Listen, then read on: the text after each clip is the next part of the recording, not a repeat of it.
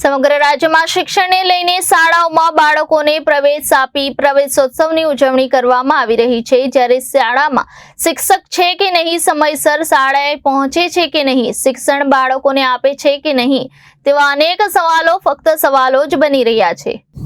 થરાદ તાલુકામાં આવેલ જમણા પ્રાથમિક શાળાનું દિવસે ને દિવસ શિક્ષણ કથળી રહ્યું હોવાનું ગામ લોકોએ જણાવ્યું હતું। જો કે આજે જમણા હાઈસ્કૂલ ખાતે 3 શાળાઓનો પ્રવેશોત્સવ કાર્યક્રમ યોજાયો, જેમાં નાયબ ટીડી જોશી સાહેબની ગ્રામજનોએ લેખિતમાં રજૂઆત કરી, જેમાં ખાસ કરીને જમણા મુખ્ય પ્રાથમિક શાળા શિક્ષકો ટાઈમસર આવતા નથી અને ધોરણ 5 થી 8 ધોરણના વિદ્યાર્થીઓને વાંચતા આવડતું નથી।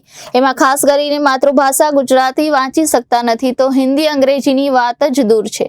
અને બીજા નંબરમાં જે શાળાના શિક્ષકો દ્વારા બનાવવામાં આવેલ શિક્ષણ મુખ્ય પાયો છે, તે દિવસે નબળો પડી રહ્યો છે અને ખાસ કરીને શાળામાં શિક્ષકો અંદરના મનદુખ અને મતભેદોને લઈને વિદ્યાર્થીઓનું ભવિષ્ય ધૂળમાં રોડાઈ રહ્યું છે।